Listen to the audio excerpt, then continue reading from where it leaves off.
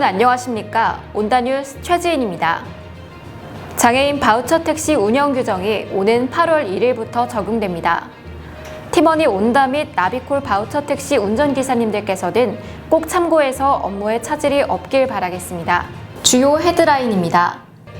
장애인 바우처 택시 운영 규정 주요 조항, 장애인 바우처 택시 운영 규정 주요 내용, 장애인 바우처 택시 이용 변경 사항에 대해 알려드리겠습니다.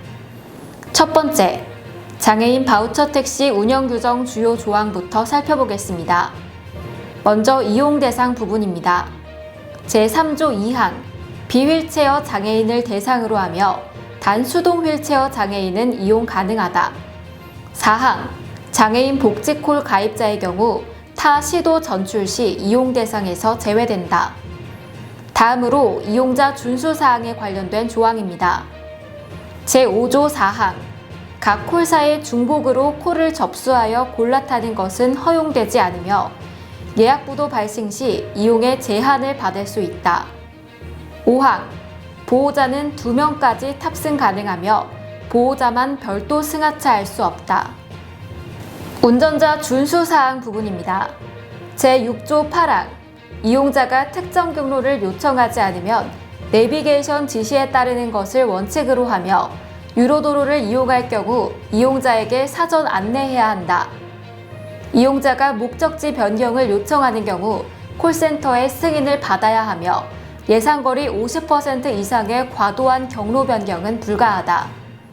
다른 여러 조항들은 장애인 바우처 택시 운영 규정에서 확인하실 수 있습니다. 다음은 장애인 바우처 택시 운영 규정 주요 내용입니다. 먼저 이용 요금입니다. 기본 요금 콜 호출료 1,500원은 시에서 부담합니다. 거리 요금 5km까지는 기본 요금 1,500원으로 이용 가능합니다. 초과되는 거리에 따라 5에서 10km까지는 킬로미터당 280원의 추가 요금이 발생하며 10km 초과부터는 70원, 30km 초과 시엔 킬로미터당 750원의 추가 요금이 산정됩니다. 이용 횟수는 월 최대 60회입니다. 배차 후 콜 취소 시에는 이용 횟수가 산정되므로 이용에 착오 없으시기 바랍니다. 다음은 이용 기준입니다. 이용자 신분증과 본인 명의의 카드 확인이 필요합니다. 본인이 아니거나 신분증 및 복지카드 미지참 시 탑승 제한 또는 일반 요금이 부과됩니다. 목적지까지 갔다가 하차하지 않고 도착지로 돌아오는 왕복 운행은 불가합니다. 목적지에서 하차 후 10분 후에 콜 재접수는 가능합니다. 중간에 목적지가 변경될 경우 콜센터의 승인이 필요합니다. 바우처 택시 이용 범위 외 지역으로 이동할 시 택시 요금의 차액 부분은 지급이 불가하므로 참고 부탁드립니다. 경유가 가능한 예외적인 경우로는 이용자가 초등학생 이하 자녀의 등원 또는 장애인 동반 이용 시에만 가능합니다.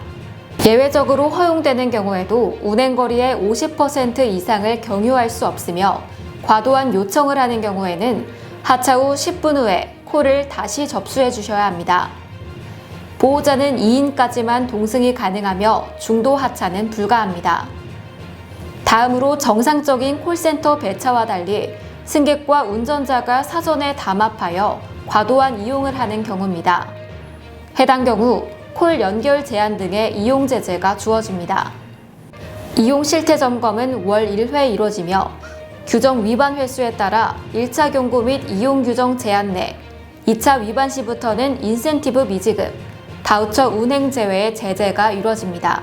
다음으로 바우처 택시 이용 변경 사항 및 제한 사항에 대해 알아보겠습니다.